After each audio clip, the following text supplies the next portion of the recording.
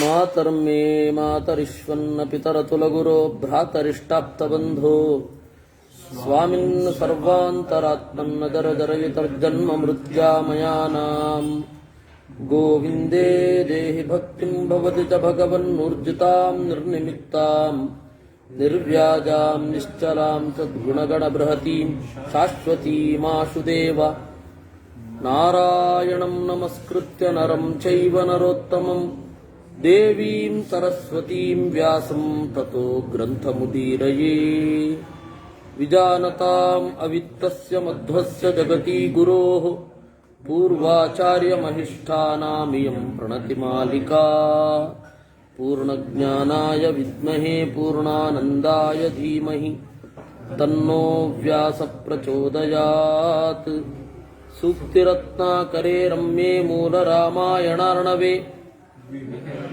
ವಿಹರಂತೋ ಮಹೀಯಾಂ ಸಪ್ರೀಯಂತಾಂ ಗುರವೋ ಮಮ ವಾಲ್ಮೀಕಿರ್ಗೋಃ ಪುನೀಯಾನ್ನೋ ಮಹೀಧರ ಪದಾಶ್ರಯ ಯತ್ಕಾವ್ಯಮುಪಜೀವಂತಿ ಕವಯಸ್ತರಣಕಾ ಇವ.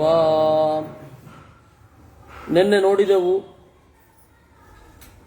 ಹನುಮಂತ ಹಾರಲು ಅಣಿಯಾದಾಗ ಬಹಳ ದೊಡ್ಡ ರೂಪವನ್ನ ತೆಗೆದುಕೊಂಡ. ಅದರಿಂದ ಪರ್ವತದ ಮೇಲೆ ಆದ ಆಘಾತಗಳೇನು ಇತ್ಯಾದಿಗಳನ್ನು ನೋಡಿದೆವು. ಅದರದ್ದೇ ಮುಂದುವರಿದ ಭಾಗ. ಲೇಹ್ಯಾನುಚ್ಚಾವಚಾನ್ ಭಕ್ಷ್ಯಾನ್ ಮಾಂಸಾನಿ ವಿವಿಧಾನಿ ಚ ಆರ್ಷಭಾಣಿ ಚ ಚರ್ಮಾಣಿ ಖಡ್ಗಾಂಶ್ಚ ಕನಕತ್ಸರೂನ್. ಎಷ್ಟೋ ಜನ ಅದೇ ಬೆಟ್ಟ ಎರಡೂ ಕೂಡ ಪಿಕ್ನಿಕ್ ಸ್ಪಾಟು ಹೌದು, ಜಪತಪಗಳಿಗೆ ಅನುಕೂಲವೂ ಹೌದು. ಎಷ್ಟೋ ಜನ ಅದನ್ನು ಪಿಕ್ನಿಕ್ ಸ್ಪಾಟ್ ಮಾಡಿಕೊಂಡಿದ್ರು. ಲೇಹ್ಯಾನ್ ಉಚ್ಚಾವಚಾನ್ ಭಕ್ಷ್ಯಾನ್, ನೆಕ್ಕುವ ಪದಾರ್ಥಗಳು ಲೇಹ್ಯ, ಉಗಿಯುವ ಪದಾರ್ಥಗಳು ಚೋಷ್ಯ, ತಿನ್ನುವ ಪದಾರ್ಥಗಳು ಭಕ್ಷ್ಯ, ಸವಿಯೋದು ಭೋಜ್ಯ. ನಾಲ್ಕೇ ತರಹದ ಭಕ್ಷ್ಯಗಳು ಇರೋದು. ಅನ್ನಂ ಚತುರ್ವಿಧಂ ಪ್ರೋಕ್ತಂ. ಆ ನಾಲ್ಕೂ ತರಹದ ಭಕ್ಷ್ಯಗಳು ಅಲ್ಲಿ ಏನಿದ್ದುವು ಅದನ್ನು ಗಡಿಬಿಡಿಯಿಂದ ಬಿಟ್ಟು ಹೊರಗಡೆ ಹಾರಿದರಂತೆ. ಯಾಕೆಂದ್ರೆ ಇಡೀ ಪರ್ವತವೇ ಕುಸಿದು ಬೀಳ್ತಾ ಇದೆಯೋ ಅಂತ ಹೇಳಿ ಅವರಿಗೆ ಅನ್ನಿಸ್ತಾ ಇತ್ತು. ಕೃತಕಂಠ ಗುಣಾಕ್ಷೀಭಾಹ ರಕ್ತಮಾಲ್ಯಾನುಲೇಪನಾಹ ರಕ್ತಾಕ್ಷ ಪುಷ್ಕರಾಕ್ಷಾಶ್ಚ ಗಗನಂ ಪ್ರತಿಪೇದಿರೇ. ಕೃತಕಂಠಗುಣಾಹ, ಗಂಟಲು ತುಂಬ ಕುಡಿದಿದ್ರಂತೆ ಕೆಲವರು. ಕೃತಕಂಠಗುಣಾಹ. ಕ್ಷೀಭಾಹ, ಮದಮತ್ತರಾಗಿದ್ರು. ರಕ್ತ ಮಾಲ್ಯಾನುಲೇಪನಾಹ, ಕೆಂಪು ಬಣ್ಣದ ಮಾಲೆ ಗಂಧಗಳನ್ನು ತೀಡಿಕೊಂಡಿದ್ರು. ರಕ್ತಾಕ್ಷಾಹ ಪುಷ್ಕರಾಕ್ಷಾಶ್ಚ, ಕುಡಿದು ಕೆಂಪಡರಿದ ಕಣ್ಗಳವರಾಗಿದ್ರು. ಅವರು ಕೂಡ ಗಾಬರಿಯಿಂದ ಗಗನಂ ಪ್ರತಿಪೇದಿರೇ, ಆಕಾಶಕ್ಕೆ ಜಿಗಿದರಂತೆ. ಹಾರಕೇಯುರನೂಪೂರ ಪಾರಿಹಾರ್ಯಧರಾ ಸ್ತ್ರೀಯ ವಿಸ್ಮಿತಾ ಸಸ್ಮಿತಾಸ್ತಸ್ಥು ಆಕಾಶೇ ರಮಣೈ ಸಹ. ಸ್ವಲ್ಪ ಹೊತ್ತಾದ ಮೇಲೆ ಗಂಧರ್ವರ ಸ್ತ್ರೀಯರು ಮತ್ತೆ ಗಂಧರ್ವರು ಎಲ್ಲರೂ ಕೂಡ ಕೌತುಕದಿಂದ ಹನುಮಂತನನ್ನು ನೋಡ್ಲಿಕ್ಕೆ ಶುರು ಮಾಡಿದ್ರಂತೆ. ಹಾರ ನೂಪುರ ಕೇಯೂರ ಪಾರಿಹಾರ್ಯಧರಾಹ. ಹಾರ ಅಂದ್ರೆ ಮುತ್ತಿನ ಮಾಲೆ, ನೂಪುರ ಅಂತ ಹೇಳಿದ್ರೆ ಗೆಜ್ಜೆ, ಕೇಯೂರ ತೋಳಬಂದಿ, ಪಾರಿಹಾರ್ಯ ಬೇರೆ ಬೇರೆ ಒಡವೆಗಳು, ಅವುಗಳನ್ನು ಧರಿಸಿದ ಚಾರಣ ಸ್ತ್ರೀಯರು ನೋಡ್ತಾ ವಿಸ್ಮಿತಾಹ, ಮೊದಲು ಆಶ್ಚರ್ಯ ಆಯಿತು, ಆಮೇಲೆ ಸಸ್ಮಿತಾಹ, ಮುಗುಳು ನಗಲಿಕ್ಕೆ ಶುರು ಮಾಡಿದ್ರು. ಯಾಕೆಂದ್ರೆ ನನ್ನಂತಹ ಒಂದು ಹೆಣ್ಣು ಬಂಧನದಲ್ಲಿ ಇರುವ ಹೆಣ್ಣನ್ನು ಬಿಡಿಸಲಿಕ್ಕೆ ಹೋಗ್ತಾ ಇದ್ದಾನೆ ಅಂತ ಮೊದಲು ಅವನ ಬಲ ನೋಡಿ ಆಶ್ಚರ್ಯ ಆಯಿತು. ಆಮೇಲೆ ವಿಷಯ ಗೊತ್ತಾಗಿ ಮುಗುಳು ನಗಲಿಕ್ಕೆ ಶುರು ಮಾಡಿದ್ರು. ಶುಶ್ರುವುಶ್ಚ ತದಾ ಶಬ್ದಂ ಋಷೀಣಾಂ ಭಾವಿತಾತ್ಮನಾಂ ಚಾರಣಾನಾಂಚ ಸಿದ್ಧಾನಾಂ ಸ್ಥಿತಾನಾಂ ವಿಮಲೆಂಬರೇ. ಅಲ್ಲಿಯೇ ಕೆಳಗಡೆ ನಿಂತು ನೋಡ್ತಾ ಇದ್ದ ಋಷಿಗಳ ಮಾತಿಗೆ ಎಲ್ಲರೂ ಕಿವಿ ಕೊಟ್ರಂತೆ. ಋಷಿಗಳು ಮಾತಾಡಿಕೊಳ್ತಾ ಇದ್ದಾರೆ. ಏಷ ಪರ್ವತ ಸಂಕಾಶಃ ಹನುಮಾನ್ ಮಾರುತಾತ್ಮಜಃ ತಿತೀರ್ಷತಿ ಮಹಾವೇಗಃ ಸಮುದ್ರಂ ವರುಣಾಲಯಂ. ಈ ಹನುಮಂತ ಪರ್ವತದಂತೆ ಬೆಳೆದಿದ್ದಾನೆ. ಮಾರುತಾತ್ಮಜಃ ಗಾಳಿರಾಯನ ಮಗ. ತಿತೀರ್ಷತಿ ಮಹಾವೇಗಃ ವೇಗವಾಗಿ ಹಾರಬಲ್ಲವ. ಸಾಗರವನ್ನು ದಾಟಲು ಬಯಸಿದ್ದಾನೆ. ರಾಮಾರ್ಥಂ ವಾನರಾರ್ಥಂಚ ಚಿಕೀರ್ಷನ್ ಕರ್ಮ ದುಷ್ಕರಂ ಸಮುದ್ರಸ್ಯ ಪರಂಪಾರಂ ದುಷ್ಪ್ರಾಪಂ ಪ್ರಾಪ್ತುಮಿಚ್ಛತಿ. ರಾಮನಿಗಾಗಿ ಮತ್ತೆ ಕಪಿಗಳಿಗಾಗಿ ಈ ಕೆಲಸವನ್ನು ಮಾಡಲು ತೊಡಗಿದ್ದಾನೆ. ಮೊದಲು ರಾಮಾರ್ಥಂ, ರಾಮನ ಮೇಲಿನ ಭಕ್ತಿ. ಆಮೇಲೆ ವಾನರಾರ್ಥಂ, ಕಪಿಗಳ ಮೇಲಿನ ಪ್ರೀತಿ. ಇಲ್ಲ ಅಂತ ಹೇಳಿದ್ರೆ ಕಪಿಗಳು ಹೋದ್ಮೇಲೆ ಹೋಗಬಹುದಿತ್ತು. ಆದ್ದರಿಂದ ರಾಮಾರ್ಥಂ ವಾನರಾರ್ಥಂಚ ಚಿಕೀರ್ಷನ್ ಕರ್ಮ ದುಷ್ಕರಂ, ಯಾರಿಗೂ ಮಾಡಲಾಗದ ಕರ್ಮವನ್ನ ಮಾಡಲಿಕ್ಕೆ ಹೊರಟಿದ್ದಾನೆ. ದುಷ್ಪ್ರಾಪಂ ಚ ಪರಂ ತೀರಂ, ಆಚೆಯ ಯಾರೂ ಕೂಡ ಹೋಗಿಲ್ಲ. ರಾಕ್ಷಸರು ಹೋಗೋದು ಬಿಟ್ರೆ ಇನ್ಯಾರೂ ಕೂಡ ಅಲ್ಲಿಗೆ ಹೋಗ್ಲಿಕ್ಕೆ ಆಗ್ತಾ ಇರಲಿಲ್ಲ. ಮಧ್ಯದಲ್ಲಿ ಅಷ್ಟೊಂದು ಅಡ್ಡಿಗಳು. ಇತಿ ವಿದ್ಯಾಧರಾ ವಾಚಃ ಶ್ರುತ್ವಾ ತೇಷಾಂ ತಪಸ್ವಿನಾಂ ತಮ ಪ್ರಮೇಯಂ ದದೃಶುಃ ಪರ್ವತೆ ವಾನರರ್ಷಭಂ. ಹೀಗೆ ವಿದ್ಯಾಧರರು ಅಂತ ಈ ದೇವಯೋನಿಗಳಲ್ಲಿ ಬಹಳ ತರಹದವರಿದ್ದಾರೆ. ಸಿದ್ಧರು, ಚಾರಣರು, ಗಂಧರ್ವರು ಅಂತ ದೇವತೆಗಳ ಸೇವಕರು. ಗಂಧರ್ವರು ಅಂತ ಹೇಳಿದ್ರೆ ಅದರಲ್ಲಿಯೂ ಹಲವಾರಿದ್ದಾರೆ. ಯುದ್ಧದಲ್ಲಿ ಸಹಾಯ ಮಾಡುವವರು ಗಂಧರ್ವರು. ಇನ್ನು ಅವರೇ ನಾಟ್ಯ, ಸಂಗೀತ, ಕಾಮಶಾಸ್ತ್ರ ಮೊದಲಾದವುಗಳನ್ನು ಮೊದಲು ಭೂಮಿಯಲ್ಲಿ ರಚನೆ ಆಗಲಿಕ್ಕೆ ಪ್ರೇರಣೆ ಮಾಡಿದವರು. ಹೀಗಾಗಿ ಭರತನ ನಾಟ್ಯಶಾಸ್ತ್ರವನ್ನು ಗಾಂಧರ್ವ ವೇದ ಅಂತಾನೆ ಕರೀತಾರೆ. ಯಾಕೆಂದ್ರೆ ಗಂಧರ್ವರು ಅದನ್ನು ಫಸ್ಟ್ ಇನ್ವೆಂಟ್ ಮಾಡಿದ್ದು ಅಂತ. ಆಮೇಲೆ ವಾತ್ಸ್ಯಾಯನ ಕೂಡ ಕಾಮಶಾಸ್ತ್ರದಲ್ಲಿ ಅದನ್ನೇ ಹೇಳ್ತಾನೆ. ಹೀಗಾಗಿ ಅಂತಹವರು. ಇನ್ನು ವಿದ್ಯಾಧರಾಹ, ಜಗತ್ತಿನ ಅತ್ಯಂತ ಸೂಕ್ಷ್ಮವಾದ ವಿದ್ಯೆಗಳನ್ನು ತಿಳಿದು ಅದನ್ನು ಪಡೆದುಕೊಂಡು ಆನಂದ ಪಡುವವರು ವಿದ್ಯಾಧರರು. ಜಗತ್ತನ್ನು ಇಡೀ ಸುತ್ತಾಡ್ತಾ ಇರೋರು ಸುಖವಾಗಿ ಚಾರಣರು. ಆಮೇಲೆ ವಿದ್ಯೆಯಿಂದ ಉಪಾಸನೆಯಿಂದ ಸಿದ್ಧರಾದವರು, ಆ ಸಿದ್ಧಿಯನ್ನು ಪಡೆದವರು ಸಿದ್ಧರು. ಇವರೆಲ್ಲರೂ ಕೂಡ ರಾಮನ ಕಾರ್ಯಕ್ಕಾಗಿ ಹೊರಟ ಹನುಮಂತನ ಬಗ್ಗೆ ಕೇಳಿ ಕೆಳಗಡೆ ಮೇಲ್ಗಡೆ ಹೀಗೆ ನೋಡಿದರಂತೆ ಹನುಮಂತನನ್ನ. ದುಧುವೆ ಸಚ ರೋಮಾಣಿ ಚಕಂಪೆ ಚಾನಲೋಪಮಃ. ನೋಡಿ ಅವನು ಎಷ್ಟು ಎತ್ತರ ಬೆಳೆದಿದ್ದ ಅಂತಂದ್ರೆ ಅವನ ಮೈಯ ರೋಮಗಳು ಉದ್ದ ಕೂದಲ ಹಾಗೆ ಎಲ್ಲರಿಗೂ ಕಾಣಿಸ್ತಾ ಇತ್ತು. ಆ ರಿಲೇಟಿವಿಟಿಯನ್ನ ಅರ್ಥ ಮಾಡಿಕೊಳ್ಳಿ. ಅವನು ಎಲ್ಲರೂ ಕೆಳಗಡೆ ಇದ್ದಾರೆ, ಅವನು ಇಷ್ಟೆತ್ತರ ಬೆಳೆದಿದ್ದಾನೆ. ಅವನ ಇಷ್ಟೆತ್ತರದ ರೂಪ ಎಷ್ಟಿದೆ ಅಂತಂದ್ರೆ ಅವನು ಗಾಳಿಗೆ ಹೀಗೆ ಮೈಯೊಡ್ಡಿದಾಗ ಇಡೀ ರೋಮರಾಜಿ ಚಾಮರದಂತೆ ಅವ್ರಿಗೆ ಕಂಡಿತು, ಅಲುಗಾಡ್ತಾ ಇದೆ ಅಂತ. ದುಧುವೆ ಚಸ ರೋಮಾಣಿ. ವಸ್ತುತಃ ಈ ತರಹದ ಒಂದು ಕೃತಿಯನ್ನ ವಿದೇಶದಲ್ಲಿ ಬರೆದಿದ್ದಾರೆ, ಈ ಗಲಿವರ್ಸ್ ಟ್ರಾವೆಲ್. ಆದರೆ ಅದು ಗಂಭೀರ ಸಾಹಿತ್ಯ ಅಂತ ಪರಿಗಣನೆ ಆಗಲಿಲ್ಲ. ಎಲ್ಲರೂ ಅದು ತಮಾಷೆಗೆ ಅಂತ, ಚಿಕ್ಕ ಮಕ್ಕಳ ತರ ಇದೆ ಅಂತ. ವಸ್ತುತಃ ಗಂಭೀರ ಸಾಹಿತ್ಯ, ಅವನೇ ಹೇಳ್ಕೊಂಡಿದ್ದಾನೆ ಪಾಪ, ಜೋನಾಥನ್ ಸ್ವಿಫ್ಟ್. ಆದರೆ ಅದನ್ನು ಎಲ್ಲರೂ ಕೂಡ ತಮಾಷೆಯಾಗಿ ತಗೊಂಡ್ಬಿಟ್ರು. ಅದು ಪಂಚತಂತ್ರ ತಗೊಂಡ ಹಾಗೆ. ಅಲ್ಲಿಯೂ ಇದರ ಒಂದಂಶವನ್ನು ಅವನು ಹೇಳಿದ್ದು. ವಾಲ್ಮೀಕಿಗಳು ಅದನ್ನು ಕವರ್ ಮಾಡ್ತಾರೆ ನೋಡಿ. ಕೆಳಗಡೆ ಇರುವವ ಹೀಗೆ ಮೇಲ್ಗಡೆ ನೋಡಿದಾಗ ಆ ಮಹಾಕಾಯನ ಕೂದಲುಗಳು, ಸಣ್ಣ ಸಣ್ಣ ರೋಮಗಳು ಅವನ ಪಾಲಿಗೆ. ಆದ್ರೆ ಕೆಳಗಡೆ ಇದ್ದವರಿಗೆ ಹೆಂಗ್ ಕಾಣಬಹುದು ಅದು ಅಂತ. ದುಧುವೆ ಚಸ ರೋಮಾಣಿ ಚಕಂಪೆ ಚಾನಲೋಪಮಃ. ಅವನು ಅಲುಗಾಡಿದಾಗ ಕೆಂಪು ಮೂತಿಯ ಕೋತಿ, ಅದು ಒಳ್ಳೆ ಬೆಂಕಿಯೇ ಅಲುಗಾಡಿತೋ ಅಂತ ಕಂಡಿತಂತೆ. ನನಾದಚ ಮಹಾನಾದಂ ಸುಮಹಾನಿವತೋ ಯದಃ. ಅವನ ಹುಂಕಾರ ಅನ್ನೋದು ಮೋಡದ ಗುಡುಗಿನ ತರಹ ಕೇಳಿತು. ಆನುಪೂರ್ವ್ಯಾಚ ವೃತ್ತಂ ತಲ್ಲಾಂಗೂಲಂ ರೋಮಿಭಿಶ್ಚಿತಂ ಉತ್ಪತಿಶ್ಚನ್ ವಿಚಿಕ್ಷೇಪ ಪಕ್ಷಿರಾಜ ಇವೋರಗಂ. ಅವನು ಹಾರುವಾಗ ಹೀಗೆ ನಿಂತ, ಮುಂದಿನ ತನ್ನ ಕೈಗಳನ್ನು ಊರಿ, ತನ್ನ ಮೊಣಕಾಲನ್ನು ಊರಿ ಗಟ್ಟಿಯಾಗಿ, ಹಾಗೆ ಕಾಲನ್ನು ಊರಿ ಇನ್ನೇನು ಜಿಗಿಬೇಕು. ಅವಾಗ ಆ ಬಾಲ ಹೇಗೆ ಕಾಣ್ತಾ ಇತ್ತು? ಉತ್ಪತಿಷ್ಯನ್ ನಿವೋರಗಂ.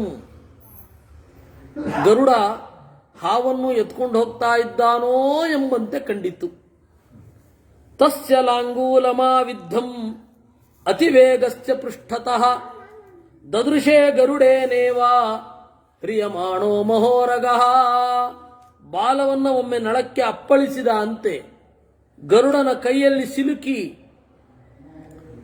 ಒದ್ದಾಡ್ತಾ ಇರುವ ಹಾವಿನ ಹಾಗೆ ಕಂಡಿತಂತೆ. ಬಾಹು ಸಂಸ್ತಂಭಯಾಮಾಸ ಮಹಾಪರಿಘತನ್ನಿಭೌ ಆಸಸಾದ ಕಪಿಕಟ್ಯಾಂ ಚರಣೌ ಸಂಚುಕೋಚಚ.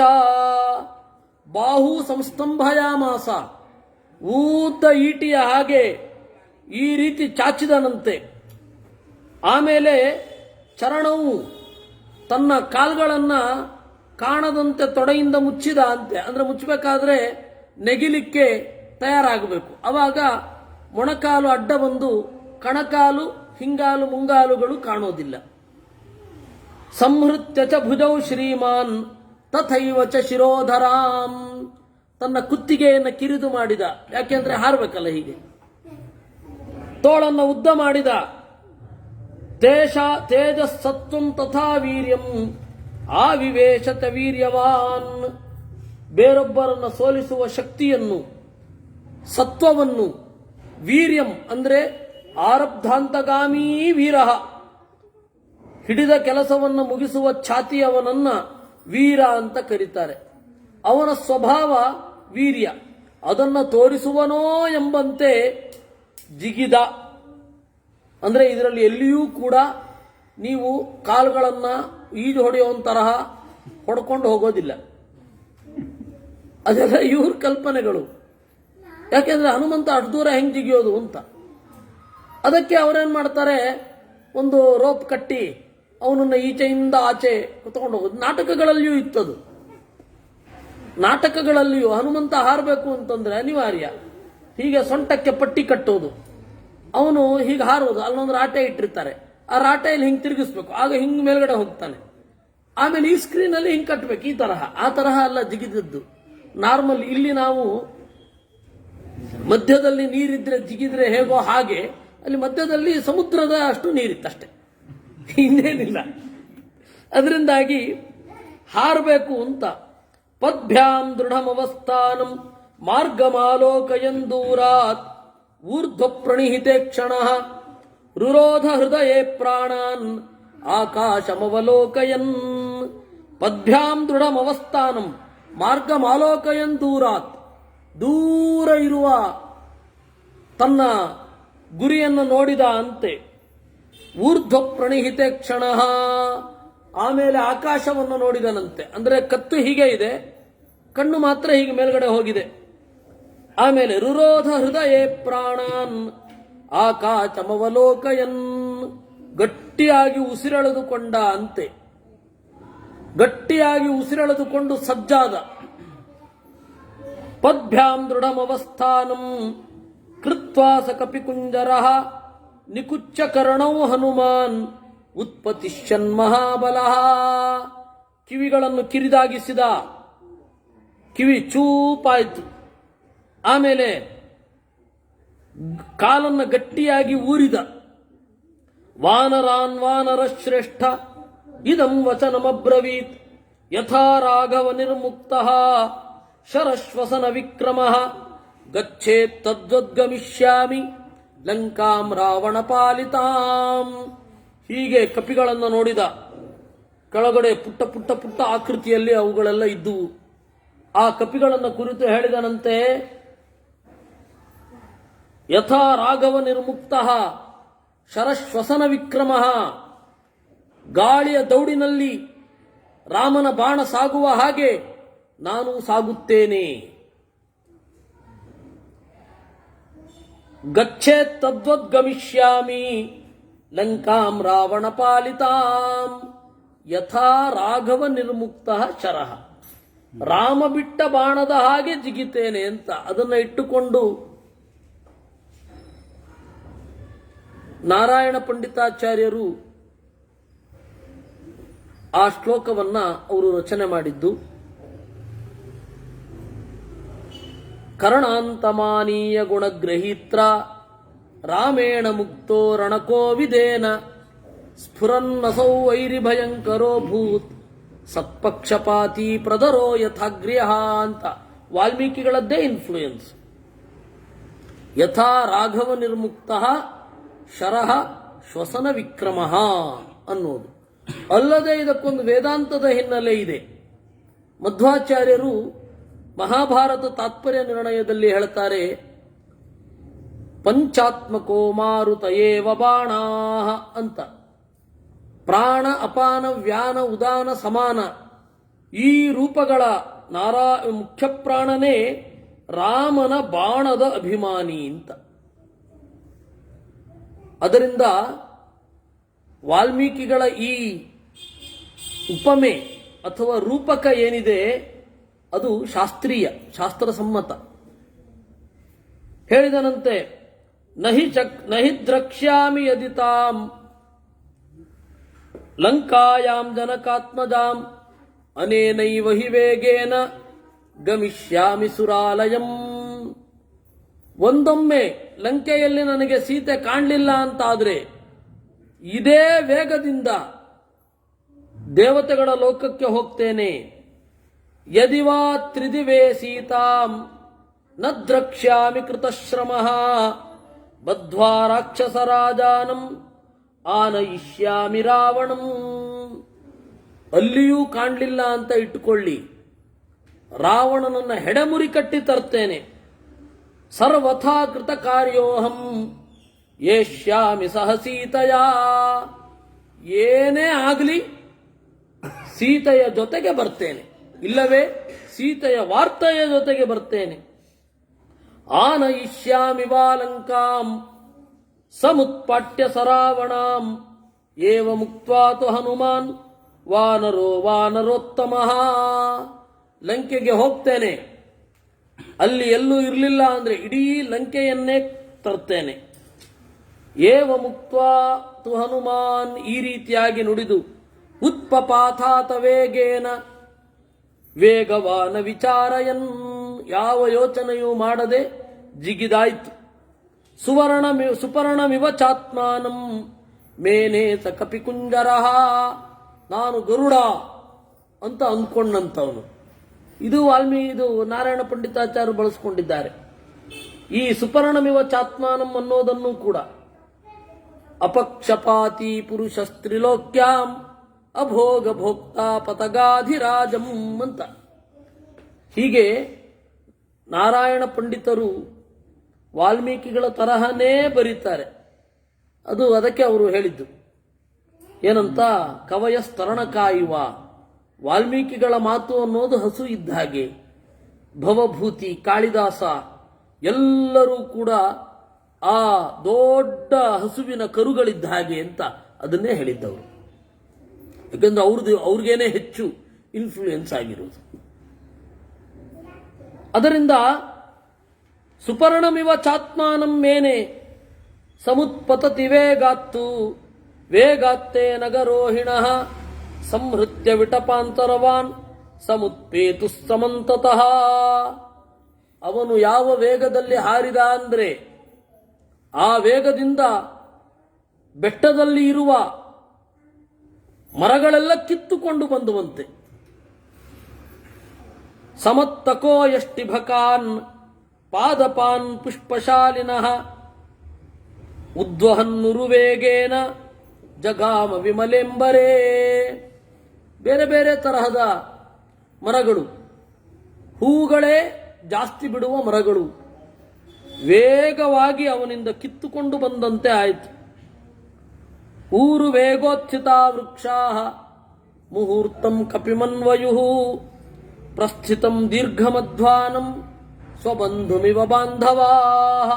ಅವನು ಜಿಗಿದಾಗ ಕೆಲವು ಮರಗಳು ಒಂದು ಸ್ವಲ್ಪ ದೂರ ಅವನ ಹಿಂದೆಯೇ ಬಂದವು. ಹೇಗೆ? ಪ್ರಸ್ಥಿತಂ ದೀರ್ಘಮಧ್ವಾನಂ, ಬಹಳ ದೂರ ಹೊರಟ ಬಂಧುವನ್ನ ಬೀಳ್ಕೊಡಲು ಸ್ವಲ್ಪ ದೂರದ ತನಕ ಹಿಂಬಾಲಿಸಿ ಬರುವ ನೆಂಟರ ಹಾಗೆ ಬಂದ್ರಂತೆ.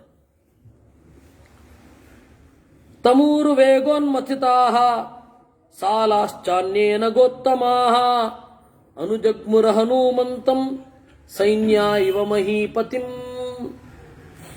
ಮತ್ತಿ ಮರಗಳು ಎಷ್ಟೋ ಹಿಂಬಾಲಿಸಿ ಬಂದವು. ಹೇಗೆ? ಸೈನ್ಯಗಳು ರಾಜನನ್ನ ಹಿಂಬಾಲಿಸಿ ಬಂದ ಹಾಗೆ. ಸುಪುಷ್ಪಿತಾಗ್ರೈರ್ಬಹುಭಿಃ ಪಾದಪೈರನ್ವಿತಕ್ಕಪಿಃ ಹನುಮಾನ್ ಪರ್ವತಾಕಾರೋ ಬಭೂವಾದ್ಭುತ ದರ್ಶನ. ಮುಂದೆ ಹನುಮಂತ ಹಾರ್ತಾ ಇದ್ದಾನೆ. ಅವನ ಹಿಂದೆ ಹೂವಿರುವ ಹಣ್ಣು ಬೀರುವ ಮರಗಳೆಲ್ಲ ಹಿಂದೆ ಹೊರಟಿವೆ. ಒಂದು ಅದ್ಭುತವಾದ ದರ್ಶನ ಅವತ್ತಿನ ಜನರಿಗೆ ಆಯಿತು. ಸಾರವಂತೋಥಯೇ ವೃಕ್ಷಾ ನ್ಯಮಜ್ಜನ್ ಲವಣಾಂಭತಿ ಭಯಾದಿವ ಮಹೇಂದ್ರಸ್ಯ ಪರ್ವತ ವರುಣಾಲಯೇ. ಸಾರ ಅಂದ್ರೆ ಕಾಂಡಸಾರ, ಬಹಳ ಕಾಂಡಸಾರ ಇರುವ ಮರಗಳು ಸ್ವಲ್ಪ ದೂರ ಹಿಂಬಾಲಿಸಿ ಬಂದು ಮುಳುಗಿ ಹೋದವು. ಹೇಗೆ? ಮಹೇಂದ್ರಸ್ಯ ಪರ್ವತ ವರುಣಾಲಯೇ. ಸಮುದ್ರದಲ್ಲಿ ಪರ್ವತಗಳು ಮುಳುಗಿದ ಹಾಗೆ. ಒಂದು ಕಾಲ, ಯಾವ ಕಾಲ ಅಂತ ಗೊತ್ತಿಲ್ಲ, ಅದು ಯಾವುದೋ ಒಂದು ಕಾಲ. ಆ ಕಾಲದಲ್ಲಿ ಬೆಟ್ಟಗಳಿಗೆಲ್ಲ ರೆಕ್ಕೆ ಇತ್ತು. ಅದು ಎಷ್ಟು ಹಳೆಯದು ಅಂತ ಇವತ್ತು ನಮಗೆ ಯಾವ ಬೇರೆ ಬೇರೆ ಎವಿಡೆನ್ಸ್ಗಳು ಸಿಗೋದಿಲ್ಲ, ಅಷ್ಟು ಹಳೆಯದು. ಅದೇ ನಿಮ್ಗೆ ಗೊತ್ತಲ್ಲ, ಕಾಲ ಹೆಚ್ಚು ಕಳೀತಾ ಇದ್ದ ಹಾಗೆ ಜಿಯೋಗ್ರಫಿಕಲ್ ಎವಿಡೆನ್ಸ್ ಆಗಲಿ ಸೈಂಟಿಫಿಕ್ ಎವಿಡೆನ್ಸ್ ಆಗಲಿ ಯಾವುದೂ ಕೂಡ ಸಿಗೋದಿಲ್ಲ. ಕಾಲ ದೂರ ಹೋಯಿತು ಅಂದರೆ ಉಳಿಯೋದು ಶಬ್ದ ಒಂದೇ. ಬೃಹದಾರಣ್ಯಕ ಉಪನಿಷತ್ತಿನಲ್ಲಿ ಈ ಶಬ್ದದ ಬಗ್ಗೆನೇ ಬಹಳ ಸೊಗಸಾದ ವಿವರಣೆ ಇದೆ. ಶಬ್ದದಲ್ಲಿ ದೇವರನ್ನು ಹೇಗೆ ಉಪಾಸನೆ ಮಾಡುವುದು ಅಂತ, ಶಬ್ದದ ಪ್ರವಾಹ ಹೇಗಿರುತ್ತೆ, ಶಬ್ದ ತರಂಗ ಹೇಗಿರುತ್ತೆ ಅನ್ನೋದು ಚಂದದ ವಿವರಣೆ ಇದೆ. ಅದನ್ನು ನಾವು ಇಲ್ಲಿಗೆ ತೆಗೆದುಕೊಂಡು ಬಂದರೂ ದೀರ್ಘಕಾಲ ನಾವೇನಾದರೂ ತಿಳ್ಕೊಳ್ಬೇಕು ಅಂದರೆ ಶಬ್ದವೇ ಉಳಿಯೋದು. ಬಹಳ ಕಾಲ ಆದಮೇಲೆ ಯಾವ ಎವಿಡೆನ್ಸು ಸಿಗೋದಿಲ್ಲ. ಆ ತರಹದ ಒಂದು ಕಾಲ. ಅವಾಗ ಆ ಪರ್ವತಗಳ ರೆಕ್ಕೆಯನ್ನ ಇಂದ್ರ ಕತ್ತರಿಸಿದ. ಎಷ್ಟೋ ಪರ್ವತಾಭಿಮಾನಿಗಳು ಭಯದಿಂದ ಮುಳುಗಿದವು ಸಮುದ್ರದಲ್ಲಿ. ದೊಡ್ಡ ದೊಡ್ಡ ಬೆಟ್ಟದಷ್ಟು ಎತ್ತರದ ಮರಗಳು ಕೂಡ ಹಾಗೆ ಮುಳುಗಿದವು ಅಂತಾರೆ. ಯಾಕೆಂದ್ರೆ ಅವರಿಗೆ ಅವತ್ತಿನ ಕಾಲದಲ್ಲಿ ಸ್ವಲ್ಪ ಹಿಂದೆ ನಡೆದದ್ದು, ಹೀಗಾಗಿ ಆ ಉಪಮೆ ಅರ್ಥ ಆಗತ್ತೆ. ನಮಗೆ ಕಾಲದಿಂದ ಬಹಳ ದೂರ ಬಂದಿದೆ, ಅದರಿಂದಾಗಿ ಉಪಮೆ ಅಷ್ಟು ಮನಸ್ಸಿಗೆ ನಾಟುವುದಿಲ್ಲ. ನಮಗೆ ಹತ್ತಿರದ ಉಪಮೆ ಬೇಗ ನಾಟುತ್ತೆ. ಹಾಗೆ ಇದು ಸನಾನಾ ಕುಸುಮೈಕಿರಣ ಕಪಿಸ್ಸಾಂಕುರ ಕೋರಕೈ ಸುಶುಭೆ ಮೇಘತಂಕಾಚ ಖದ್ಯೋತೈರಿವ ಪರ್ವತಃ. ಆದರೆ ಗಿಡಗಳು ತಿವಿದು ಬಂದಾಗ ಎಷ್ಟೋ ಹೂವುಗಳು ಅದರಿಂದ ಕಳಚಿಕೊಂಡು ಹನುಮಂತನ ಮೈಗೆ ಅಂಟಿಕೊಂಡಿತ್ತು. ಅದು ಹೇಗೆ ಕಂಡಿತು ಅಂತಂದ್ರೆ, ದೊಡ್ಡ ಬೆಟ್ಟವೊಂದರಲ್ಲಿ ಮಿಣುಕು ಹುಳ ಓಡಾಡ್ತಾ ಇದ್ರೆ ರಾತ್ರಿ ನೋಡುವವರಿಗೆ ಏನು ವ್ಯೂ ಸಿಗಬೇಕು, ಏನು ಆನಂದ ಆಗಬೇಕು, ಆ ತರಹ ಆಯ್ತಂತೆ. ವಿಮುಕ್ತಾಸ್ತಸ್ಯ ವೇಗೇನ ಮುಕ್ತ್ವಾ ಪುಷ್ಪಾಣಿ ತೇ ದ್ರುಮಾಃ ವ್ಯವಶೀರ್ಯಂತ ಸಲಿಲೆ ನಿವೃತ್ತಾಸ್ತು ಹೃದೋ ಯಥಾ ಲಘುತ್ವೇನೋಪಪನ್ನಂ ತತ್ ವಿಚಿತ್ರಂ ಸಾಗರೇ ಪತತ್ ದ್ರುಮಾಣಾಂ ವಿವಿಧಂ ಪುಷ್ಪಂ ಕಪಿವಾಯು ಸಮೀರಿತಂ. ಕೆಲವೊಂದು ಹಗುರವಾದ ಮರಗಳು ಸಮುದ್ರದಲ್ಲಿ ಬಿದ್ದಾಗ ತೇಲಿಕ್ಕೆ ಶುರು ಆದುವಂತೆ. ಅದರ ಜೊತೆಗೆ ಹೂವುಗಳು ಕೂಡ. ಅದು ಹೆಂಗೆ ಕಂಡಿತು ಅಂತಂದ್ರೆ, ತಾರಾಚಿತಮಿವಾಕಾಶಂ ಪ್ರಬಭೌ ಸಮಹಾರ್ಣವಃ. ನಕ್ಷತ್ರಗಳು ಹರಡಿದ ಆಗಸದಂತೆ ಆ ಕಡಲು ಕಂಡಿತು. ವೈದಿಕ ವಾಂಗ್ಮಯದಲ್ಲಿ ವ್ಯತ್ಯಾಸ ಮಾಡಿ ಸಮುದ್ರವನ್ನ ಆಕಾಶ ಅಂತಾರೆ, ಆಕಾಶವನ್ನ ಸಮುದ್ರ ಅಂತಾರೆ. ಕೆಲವೊಮ್ಮೆ ಎರಡಕ್ಕೂ ಒಂದೇ ಪದ ವೇದದಲ್ಲಿ, ಅಂದ್ರೆ ವೇದ ಸೂಕ್ತಗಳಲ್ಲಿ ನಾನು ಹೇಳ್ತಾ ಇರೋದು. ಅಥರ್ವ ವೇದದ ಸೂಕ್ತಗಳಲ್ಲಿ ಆ ತರಹದ ಪ್ರಯೋಗ ಉಂಟು. ಅದನ್ನ ವಾಲ್ಮೀಕಿಗಳು ಬಹಳ ಚಂದ ಮಾಡಿ ಆ ರೂಪಕವನ್ನಾಗಿ ತಗೊಂಡಿದ್ದಾರೆ. ಪುಷ್ಪೌಘೇಣ ಸುಗಂಧೇನ ನಾನಾ ವರ್ಣೇನ ವಾನರಃ ಬಭೌ ಮೇಘ ಇವೋದ್ಯನ್ವೈ ವಿದ್ಯುದ್ಗಣ ವಿಭೂಷಿತಃ. ಪುಷ್ಪೌಘೇಣ ಸುಗಂಧೇನ, ಥರಥರದ ಬಣ್ಣಗಳ ಹೂವು ಅವನನ್ನು ಅಂಟಿಕೊಂಡಿತು. ಅದು ಹೇಗೆ ಕಂಡಿತು ಅಂತಂದ್ರೆ, ಮೋಡವೊಂದು ಹಳದಿ ಬಣ್ಣದ ಹೂಗಳಿಂದ ಅವನು ಕೂಡಿದ್ದಾಗ ಮೋಡವೊಂದು ಮಿಂಚಿನ ಜೊತೆಗೂಡಿದರೆ ಹೇಗಿರ್ಬೋದೋ ಹಾಗಿತ್ತಂತೆ. ತಸ್ಯ ವೇಗ ತಮುದ್ಭೂತೈ ತಸ್ಯಾಂಬರಗತೌ ಬಾಹು ದದೃಶಾತೆ ಪ್ರತಾರಿತೌ ಪರ್ವತಾಗ್ರಾದ್ವಿನಿಶ್ರಾಂತೌ ಪಂಚಾಸ್ಯಾವಿವ ಪನ್ನಗೌ. ಈ ರೀತಿ ಹಾರ್ತಾ ಇದ್ದಾನೆ, ಕೈಗಳನ್ನು ಉದ್ದ ಮಾಡಿ. ಅದು ಹೇಗೆ ಕಾಣ್ತಾ ಇತ್ತು ಅಂದ್ರೆ, ಗುಹೆಯೊಂದರಿಂದ ಹೊರಬಿದ್ದು ನೇತಾಡ್ತಾ ಇರುವ ತೋಳುಗಳೋ, ಇದು ಹಾವುಗಳೋ ಎಂಬಂತೆ ಆ ತೋಳುಗಳು ಕಾಣಿಸ್ತಾ ಇದ್ವು. ಪಿಬನ್ನಿವ ಬಭೌ ಚಾಪಿ ಸೋರ್ಮಿಜಾಲಂ ಮಹಾರ್ಣವಂ ಪಿಪಾಸುರಿವ ಚಾಕಾಚಂ ದದೃಶೇ ಸಮಹಾಕಪಿಹಿ. ಅಲ್ಲಿ ಇದ್ದ ಕೆಳಗಿನವರಿಗೆ ಅವನು ಹೇಗೆ ಕಂಡ ಅಂತ ಅದನ್ನು ಹೇಳ್ತಾರೆ. ಪಿಬನ್ನಿವ ಬಭೌ ಚಾಪಿ ಸೋರ್ಮಿಜಾಲಂ ಮಹಾರ್ಣವಂ ಪಿಪಾಸುರಿವ ಚಾಕಾಶಂ. ಅವನು ಸಮುದ್ರವನ್ನು ಕುಡಿಯಲು ಹೊರಟಿದ್ದಾನೆ, ಇಲ್ಲವೇ ಇಡೀ ಆಗಸವನ್ನು ನುಂಗಲು ಹೊರಟಿದ್ದಾನೆ ಅಂತ ತೆರದ ಬಾಯಿಯ ಹನುಮಂತ ಕಂಡ. ತಸ್ಯ ವಿದ್ಯುತ್ ಪ್ರಭಾಗಾರೇ ವಾಯುಮಾರ್ಗಾನುತಾರಿಣಃ ನಯನೇ ವಿಪ್ರಕಾಶೇತೆ ಪರ್ವತಸ್ಥಾವಿವಾನಲೌ. ಅವನ ಕಣ್ಣು ಇಡೀ ಕಣ್ಣಿಗೆ ಹೋಲಿಸಿದರೆ ದೇಹದ ಭಾಗ ಎಷ್ಟು ದೊಡ್ಡದಿರುತ್ತೆ. ಸುಮಾರು ಕಣ್ಣಿನ ಅಳತೆ ಉದ್ದ ಮತ್ತು ಅಗಲವನ್ನು ನೀವು ನೋಡಿದರೆ ಇಡೀ ದೇಹದ ಆಕಾರ ಅದಕ್ಕಿಂತ ಕನಿಷ್ಠ ಪಕ್ಷ 40 ಪಟ್ಟು 50 ಪಟ್ಟು ದೊಡ್ಡದಿರುತ್ತೆ. ಆ ಕಣ್ಣು ಅವನು ಕಾಣಿಸ್ತಾ ಇದೆ ಅಂತಂದ್ರೆ ಎಲ್ಲರಿಗೂ ಅವನು ಉಳಿದ ಆಕಾರ ಎಷ್ಟಿರಬೇಡ. ಈ ಒಂದು ಮ್ಯಾಥಮೆಟಿಕಲ್ ಈಕ್ವೇಷನ್ ಇಟ್ಕೊಂಡು ಹೇಳ್ತಾರೆ. ಅದನ್ನ ನಾರಾಯಣ ಪಂಡಿತಾಚಾರ್ಯರು ಒಂದು ಕಡೆ ಪ್ರಯೋಗ ಮಾಡಿದ್ದಾರೆ.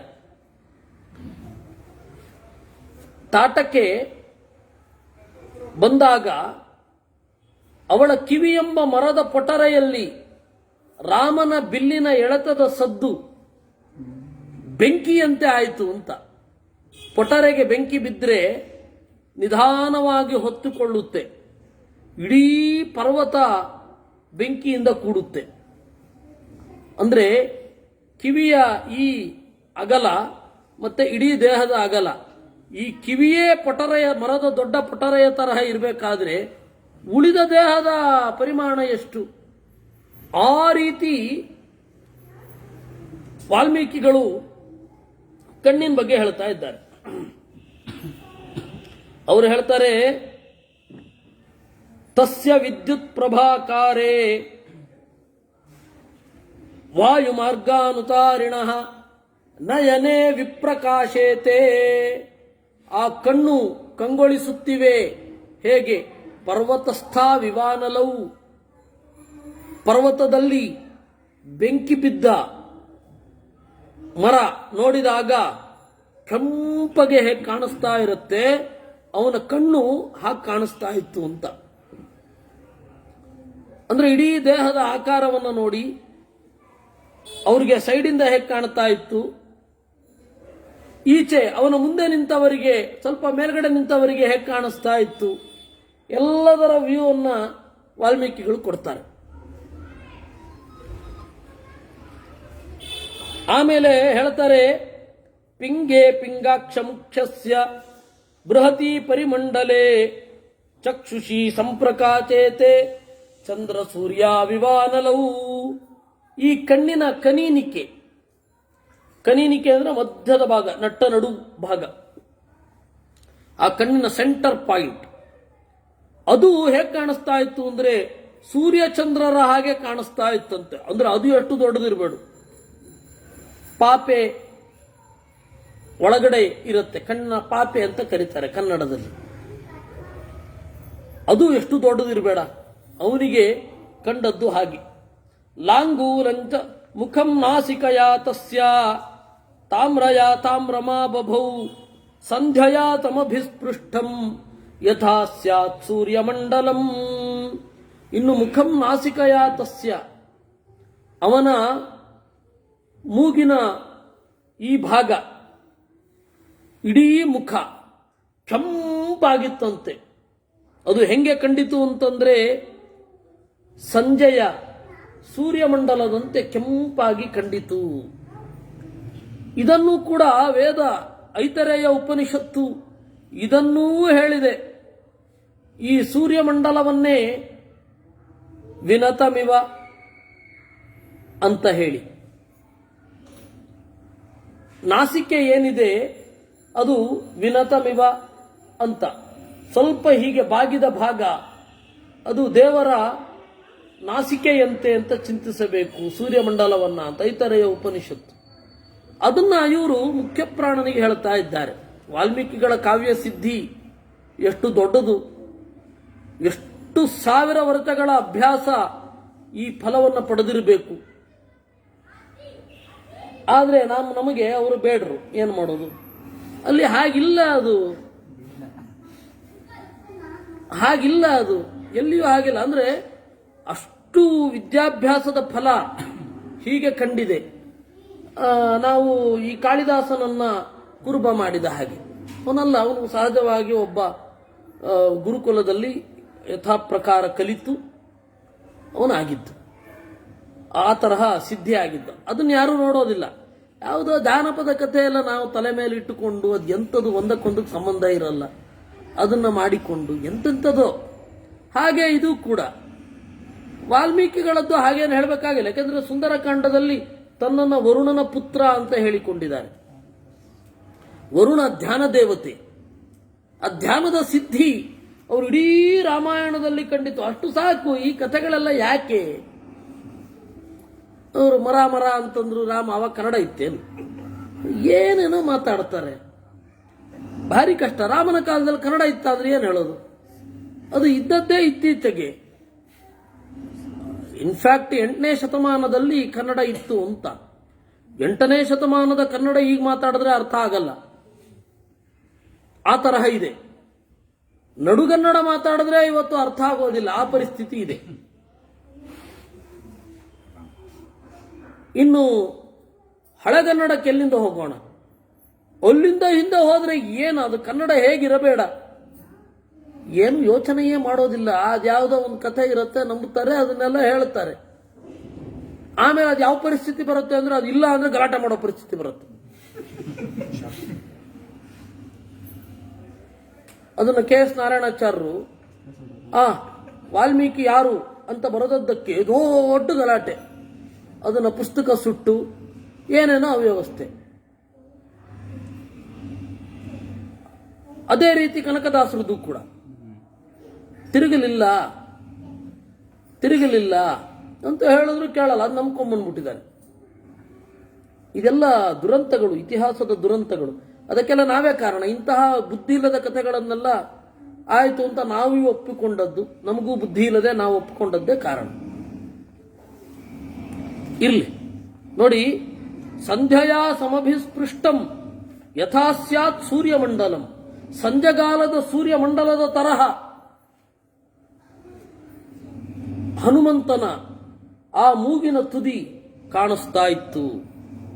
ಲಾಂಗೂಲಂಚ ಸಮಾವಿದ್ಧಂ ಪ್ಲವಮಾನಸ್ಯ ಶೋಭತೆ ಅಂಬರೇ ವಾಯುಪುತ್ರಸ್ಯ ಶಕ್ರಧ್ವಜ ಇವೋಚ್ಛ್ರಿತಃ.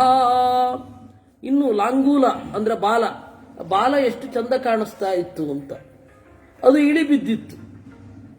ಬಾಲ ಇಳಿ ಬಿದ್ದಿತ್ತು ಮೇಲ್ಗಡೆಯಿಂದ ಕೆಳಗಡೆಯ ತನಕ. ಅದು ಬಾಲ ನಿಟಾರಂತ ಯಾವಾಗಲೂ ಸೆಟೆದುಕೊಂಡಿರಲ್ಲ. ಅದು ಯಾವ ಬುದ್ಧಿವಂತ ಮಾಡಿದ್ದೋ ಗೊತ್ತಿಲ್ಲ, ಹಂಗಿರೋಲ್ಲ. ಅದು ಯಾರ ಬಾಲವೂ ಹಾಗಿರಲ್ಲ. ಪ್ರಾಣಿಗಳ ಪರಿಚಯ ಇಲ್ಲದೆ ಇದ್ದವ್ರು ಆ ತರಹ ಬಾಲ ಹೀಗೆ ಓಮಾಕಾರದಲ್ಲಿ ಇರುತ್ತದೆ. ಅಲ್ಲ, ಇಳಿಬಿದ್ದ ಬಾಲ ಹೇಗೆ ಕಂಡಿತು? ಅಂಬರೇ ವಾಯುಪುತ್ರಸ್ಯ ಶಕ್ರಧ್ವಜ ಯುವೋಚ್ಛ್ರಿತಂ. ಇಂದ್ರಧ್ವಜ ಅಂತ ಒಂದು ಕಾಲದಲ್ಲಿ, ಈ ಕೃಷ್ಣನ ಕಾಲದಲ್ಲಿ ಆ ಪೂಜೆ ಇತ್ತು. ಪಾಂಡವರ ಕಾಲದ ತನಕ ಆ ಪೂಜೆ ಇತ್ತು. ಇಂದ್ರಧ್ವಜ ಅಂತ ಅದು ಉಪರಿತರ ವಸು. ವರ್ಷಕ್ಕೆ ಒಂದು ಈವೆಂಟ್, ಜಾತ್ರೆ ಶುರು ಆಗಬೇಕು ಅಂತ.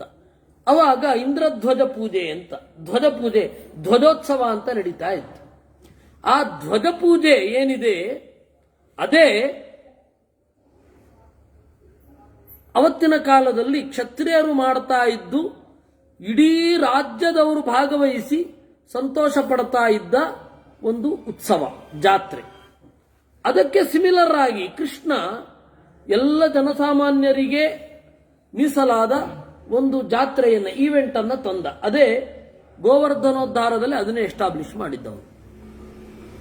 ಊರಿನವರೆಲ್ಲ ಗೋವುಗಳನ್ನು ಕರೆದುಕೊಂಡು ಹೋಗೋದು, ಗೋವರ್ಧನನಿಗೆ ಪರಿಕ್ರಮ ಮಾಡೋದು, ಬೆಟ್ಟವನ್ನು ಆರಾಧನೆ ಮಾಡೋದು ಅಂತ ಕೃಷ್ಣ ಹಾಕಿಕೊಟ್ಟ ಆ ವರ್ಷಕ್ಕೊಮ್ಮೆ ಜಾತ್ರೆ ಅನ್ನೋ ಕಾನ್ಸೆಪ್ಟು ಇಡೀ ಭಾರತಾದ್ಯಂತ ನಡೀತಾ ಇದೆ. ಇವರು ಜಾನಪದ ಮೂಲ ಅಂತ ಇವ್ರು ಹೇಳ್ತಾರೆ. ಇವರು ಅಂದ್ರೆ ಈ ಬೆರಳು ನೋಡ್ಬಿಡಿ, ಇವರು ಅಂತ ಹೇಳಿದ್ರೆ ಬುದ್ಧಿಜೀವಿಗಳು. ಆಮೇಲೆ ಈಚೆ ವೈದಿಕರು ಅದು ಕೃಷ್ಣ ಮಾಡಿದ್ದು ಅಂತ, ಯಾಕೆಂದ್ರೆ ಭಾಗವತ ಅಲ್ಲಿ ನೋಡೋದಿಲ್ಲ. ಭಾಗವತದ ಒಂದೊಂದೇ ಶ್ಲೋಕದ ಇದನ್ನು ಹೇಳಲಿಕ್ಕೆ ಹೋಗಲ್ಲ, ನೋಡೋದು ಇಲ್ಲ. ಅದು ಎಷ್ಟು ಬೇಕೋ 7 ದಿವಸಕ್ಕೆ ಎಷ್ಟು ಬೇಕೋ ಅಷ್ಟು ಅದನ್ನು ಕಟ್ಟಿಕೊಟ್ಟು ಕೃಷ್ಣನ ಅಮೂಲ್ಯ ಕೊಡುಗೆಯನ್ನು ನಾವು ಹೇಳ್ತಾ ಇಲ್ಲ. ಯಾಕೆ ಇದನ್ನು ತಿಳ್ಕೊಳ್ಬೇಕು ಅಂತ ಹೇಳಿದ್ರೆ, ಇಂದ್ರ ಚಕ್ರಧ್ವಜ ಅದು ಸುಮಾರು ಎತ್ತರದ ಧ್ವಜವನ್ನು ನಿಲ್ಲಿಸಿ ಅಲ್ಲಿ ಪೂಜೆ ಮಾಡ್ತಾ ಇದ್ರು. ಆ ಧ್ವಜವನ್ನು ನಿಲ್ಲಿಸೋದು ಯಾಕೆ ಅಂದ್ರೆ, ದೇವತೆಗಳು ಮೇಲ್ಗಡೆಯಿಂದ ಬರಬೇಕಾದ್ರೆ ಗುರುತು ಸಿಗಲಿ ಅಂತ. ಅದು ನಮ್ಮ ಒಂದು ಕಲ್ಪನೆ, ದೇವತೆಗಳಿಗೆ ಅದು ಬೇಕಿಲ್ಲ, ಆದರೆ ನಮ್ಮ ಒಂದು ಕಲ್ಪನೆ. ಹಾಗೆ ಆ ಶಕ್ರಧ್ವಜ ಎಷ್ಟು ಎತ್ತರ ಇರುತ್ತೋ, ನೆಲದಿಂದ ಇದು ಮೇಲ್ಗಡೆಯಲ್ಲೇ ಬಹಳ ಸುಮಾರು 100 ಮಾರು 200 ಮಾರು ಉದ್ದ ಇರ್ತಿತ್ತಂಥದ್ದು. ಆ ರೀತಿ ಹನುಮಂತನ ಬಾಲ ಇಳಿ ಬಿದ್ದಿತ್ತು. ಶಕ್ರಧ್ವಜ ಯುವೋಚ್ಛ್ರಿತಂ ಲಾಂಗೂಲ ಚಕ್ರೋ ಹನುಮಾನ್ ಶುಕ್ಲದಮಷ್ಟ್ರೋ ನಿಲಾತ್ಮಜಃ ವ್ಯರೋಚತ ಮಹಾಪ್ರಾಜ್ಞಃ ಪರಿವೇಶೀವ ಭಾಸ್ಕರಃ. ಆ ಬಾಲ ಅಲ್ಲಿಂದ ಮುಂದೆ ಬಂದ್ರೆ ಶುಕ್ಲದಮಷ್ಟ್ರ ಅನಿಲಾತ್ಮಜಃ, ಬಿಳಿ ಹಲ್ಲಿನ ಹನುಮಂತ. ಹಲ್ಲು ಬಿಳಿಯಾಗಿತ್ತು, ಸ್ವಲ್ಪ ಕೆಲಸ ಮಾಡುವಾಗ ಓಡುವ ಬಾಯಿ ತೆರೆದಿರುತ್ತೆ. ಹಾಗೆ ತೆರೆದ ಬಾಯಿ, ಆ ಬಿಳಿಯಾದ ಹಲ್ಲುಗಳು ಕಾಣಿಸ್ತಾ ಇದ್ದುವು. ಆಗ ಸೂರ್ಯನ ಬೆಳಕಿನ ತುಣುಕುಗಳು ಅಂತ ಅಂದುಕೊಂಡ್ರಂತೆ. ಸ್ಫಿಗ್ಧೇತೆ ನಾತಿ ತಾಮ್ರೇಣ ರರಾಜತ ಮಹಾಕಪಿ ಮಹತಾ ದಾರಿತೇನೈವ ಗಿರಿರ್ಗೈರಿಕ ಧಾತುನಾ.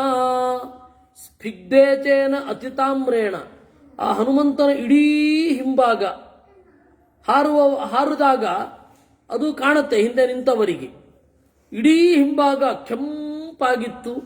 ಮಳೆಗಾಲದಲ್ಲಿ ಗೈರಿಕ ಧಾತು ಸೋರಿದಾಗ ಬೆಟ್ಟ ಹೇಗೆ ಕಾಣಬೇಕೋ ಆ ರೀತಿ ಕಾಣ್ತಾ ಇತ್ತಂತೆ. ತಸ್ಯ ವಾನರ ಸಿಂಹಸ್ಯ ಪ್ಲವಮಾನಸ್ಯ ಸಾಗರಂ ಕಕ್ಷಾಂತರಗತೋ ವಾಯು ಜೀಮೂತೈವ ಗರ್ಜತಿ. ಒಂದು ಮೋಡದ ಗುಡುಗಿನಂತಹ ಧ್ವನಿ.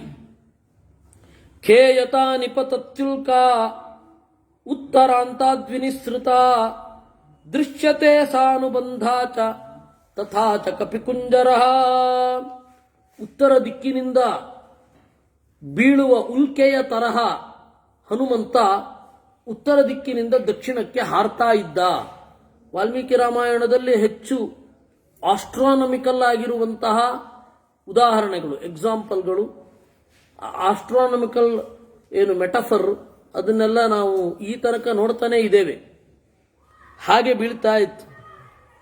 ಪತಗ ಸಂಕಾಶೋ ವ್ಯಾಯತಶುಭೇ ಕಪಿ ಪ್ರವೃದ್ಧ ಇವ ಮಾತಂಗ ಕಕ್ಷಯ ಬಧ್ಯಮಾನಯ ಉಪರಿಷ್ಟಾಚ್ಛರೀರೇಣ ಛಾಯಯ ಚಾವಗಾಢಯ ಸಾಗರೇ ಮಾರುತಾವಿಷ್ಟ ನೌರಿವಾಸಿ ತದಾ ಕಪಿ.